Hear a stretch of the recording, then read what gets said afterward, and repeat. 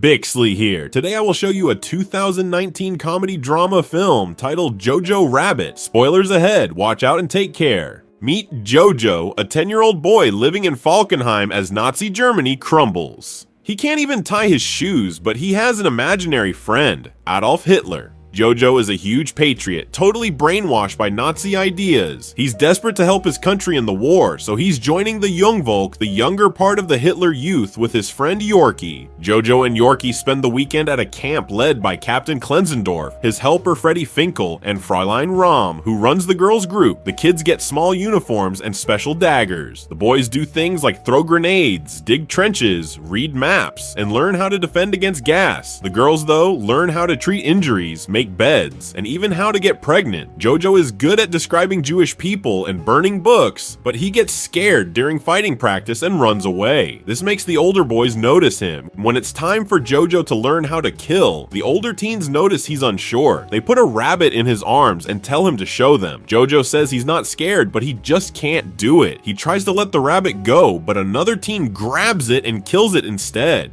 They then make fun of Jojo for failing, calling him Jojo Rabbit because he's scared like a little rabbit. This makes Jojo upset and he runs into the woods. As he sits crying on a tree root, his imaginary friend Hitler appears and tells him that rabbits are actually quite brave. Rabbits sneak out daily for carrots, trying not to get caught. Feeling like a mighty rabbit, Jojo runs back to camp. There, under Kleinsdorf's watch, kids are learning to throw grenades. Jojo snatches a grenade from Kleinsdorf's hand and bolts into the woods. He throws it badly, it hits a tree and lands at his feet, blowing up in his face. Jojo blacks out, but vaguely remembers people taking him to the hospital and his mother, Rosie Betzler, visiting him. Jojo wakes up in his room days later. The first thing he notices is a limp when he gets out of bed. Looking in the mirror, he sees scars on his face. His mother, Rosie, comes in, hugs him, and reminds him she's there for him, even though his father is gone and his sister Inga has passed away.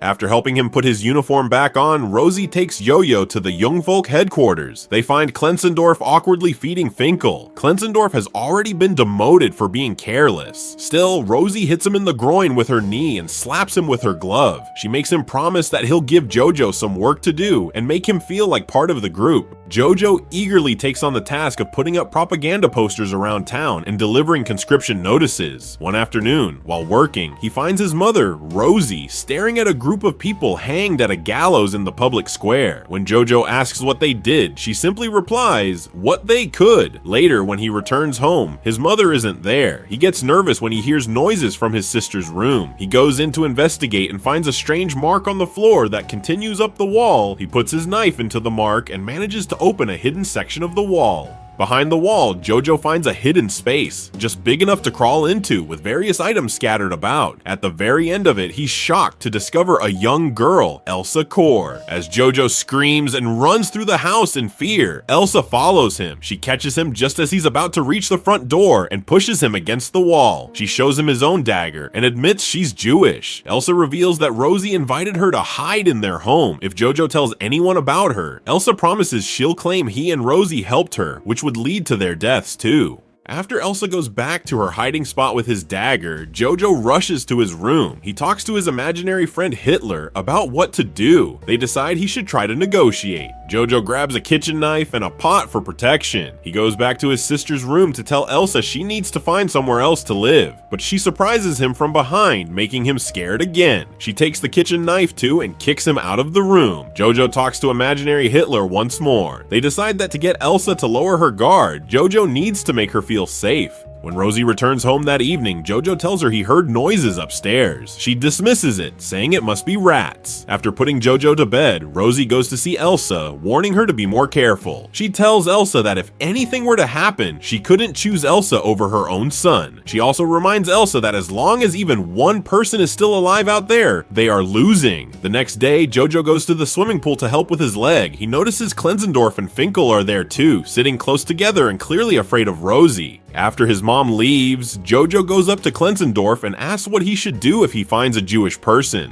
Klenzendorf says to call the Gestapo, who will kill them and anyone who helped them. Jojo then asks how to even spot a Jewish person. Klenzendorf admits he doesn't know either and suggests someone should write a book about it. Once home, Jojo tries to talk to Elsa again. He points out that neither of them can report the other without getting into trouble, so they're stuck. He then tells her he'll let her stay if she gives him information about Jewish people, so he can write a book exposing them. Elsa agrees to Jojo's deal and tries to explain that Jewish people are just like him, but since he won't believe her, she pretends they're money-loving demons who are allergic to food. Jojo quickly realizes she's trying to trick him into bringing her food. When he starts talking about the Aryan race being superior and Jewish people being weak, Elsa grabs him, covers his mouth, and shakes him. She tells him there's nothing weak about Jewish people before returning to her hiding spot. That evening, when Rosie comes home, she burns something in the fireplace, pours some wine, and plays music. She's very happy because the Allies have taken Italy, and France is expected to fall next. Jojo starts arguing with Rosie, upset that she's against her country. Rosie cuts him off and tells him to eat. However, she doesn't eat herself, claiming she's not hungry. Jojo quickly suspects she's saving the food for Elsa, so he decides to eat the leftovers himself. He thinks his father would understand. Wanting to see his father so badly, Rosie puts on her husband's jacket and uses ash to draw a beard on her face. In her husband's voice, she scolds Jojo for speaking to his mother that way. She also asks him to take care of her, reminding him that she's doing her best. Rosie then turns up the music and dances with Jojo. The next day, Jojo gives Elsa a pencil and paper, asking her to draw where Jewish people live and where Jewish women lay their eggs. Elsa starts drawing but won't answer questions about her family. She does tell Jojo about her fiance Nathan, who is away fighting with the resistance. The picture she gives Jojo is a drawing of his own head, telling him that's where Jewish people live. Later, Jojo writes a letter pretending to be Nathan, breaking up with Elsa. He reads it to her and she clearly doesn't believe him, but it still hurts her to hear such awful things said about her under her fiance's name. Elsa rushes back into her hiding spot, deeply upset. Seeing her so hurt and human makes Jojo regret writing the fake letter. So, he writes a new one, pretending to be Nathan again, saying the last letter wasn't true, and that he still loves her. Elsa thanks him and asks him to bring her more letters in the future. They then play a game, trying to name more famous and important people from their own sides. Elsa wins when she names Jesus. Sometime later, Jojo and Rosie go for a walk along the riverbank. Rosie tells him how different the area used to be. She describes how people were always there, dancing and enjoying romance, which Jojo disapproves of. Rosie believes children shouldn't talk about politics. Instead, they should be playing and climbing trees, and everyone should be dancing as a symbol of freedom. Jojo disapproves of this too and rides off on his bike, with Rosie following close behind. When they reach the road, they see a truck full of soldiers returning home, looking sad and defeated. Jojo goes back to his house in a bad mood. Elsa tries to cheer him up by telling him silly fantasy stories about her people. He starts to like her more and enjoy being with her. Later, his imaginary friend Hitler scolds him for this, telling him his German brain shouldn't be told what to do.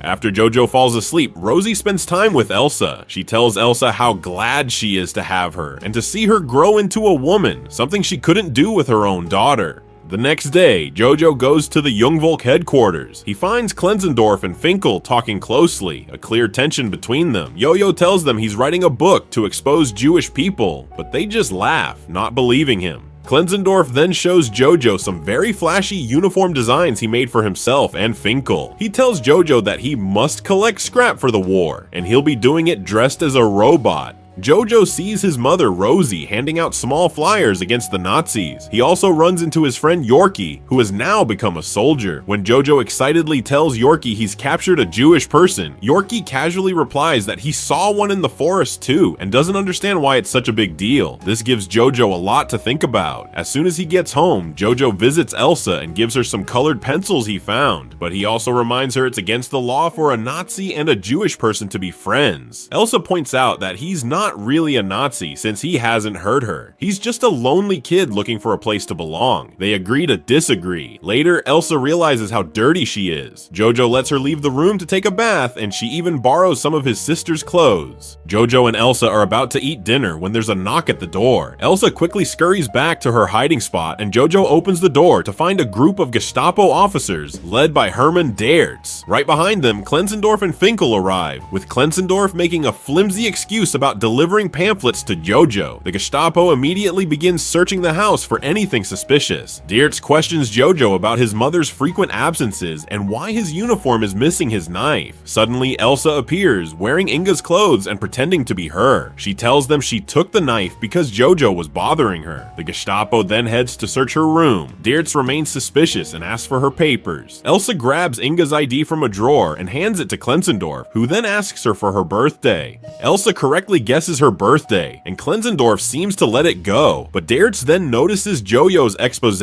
book. The Gestapo officers start flipping through it, laughing at all the ridiculous demonic drawings of Jewish people. Klenzendorf doesn't look amused, and Elsa feels upset and betrayed when they get to a part where Jojo has written down all the terrible ways Nathan should die. Happy that they didn't find anything incriminating, the Gestapo leaves. Klenzendorf also leaves, but not before giving Elsa back the ID and returning Jojo's knife. Elsa then sees that the birth date on the papers doesn't match what she told them, realizing Klenzendorf has been helping them all along. Jojo points out that since no one knows Inga is dead, Elsa could pretend to be her and live with them normally. However, Elsa is still deeply hurt by the book's content and tells Jojo they can't be friends. Imaginary Hitler then yells at Jojo for trying to be friends with Elsa and thinking she's a good person, telling him to focus on what's important. Later, while out getting food, Jojo makes a horrific discovery. He finds his mother, Rosie, hanged in the public square. Devastated, Jojo clings to Rosie's legs, crying his heart out and even trying to tie her shoe, but he can't. After staring at her body for hours, he goes home, knife in hand, blaming Elsa for Rosie's death and ready to stab her.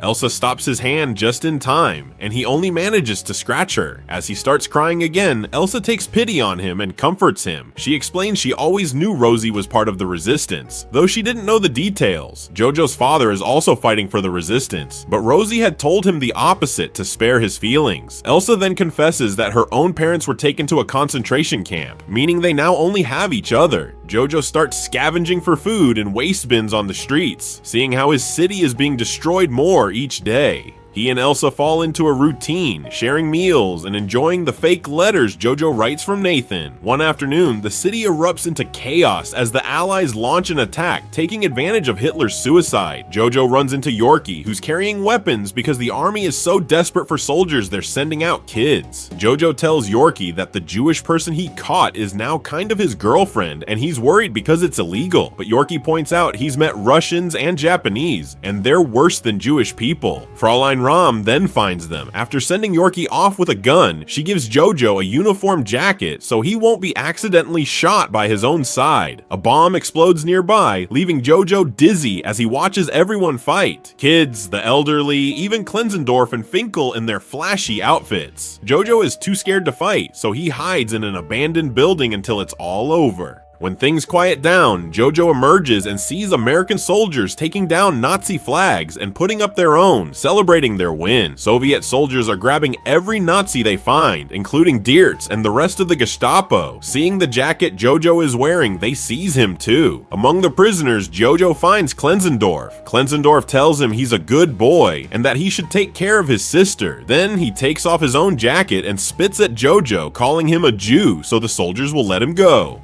Jojo can only watch as Klenzendorf is led away to be executed by a firing squad. On his way home, Jojo runs into Yorkie, who says he's going to see his mother for a cuddle. When Yorkie points out that Jojo's girlfriend can be free now, Jojo feels a wave of sadness at the thought of Elsa leaving and rushes back to the house. Jojo initially plans to lie to Elsa, telling her Germany won the war so she won't leave. However, looking through his book, he sees drawings of his mother and a rabbit in a cage, which changes his mind. He then pretends to write another letter from Nathan, reading it to Elsa and saying Nathan has a plan to sneak her out of the city. At this point, Elsa finally confesses that Nathan died last year from tuberculosis, but she found Jojo's letters comforting. Jojo admits he loves her romantically, but he knows she only loves him like a brother. She agrees, and despite this, he still wants to help her escape. Imaginary Hitler is disappointed in Jojo for this and tries to make him change his mind, but Jojo finally stands up to him, kicking him out of the house through the window. Elsa is hesitant to go outside, but Jojo encourages her until she finally steps across the threshold. At that moment, a car with the American flag drives by, and Elsa slaps Jojo for lying to her about the war's outcome. As they wonder what to do next, they decide to dance to celebrate their newfound freedom.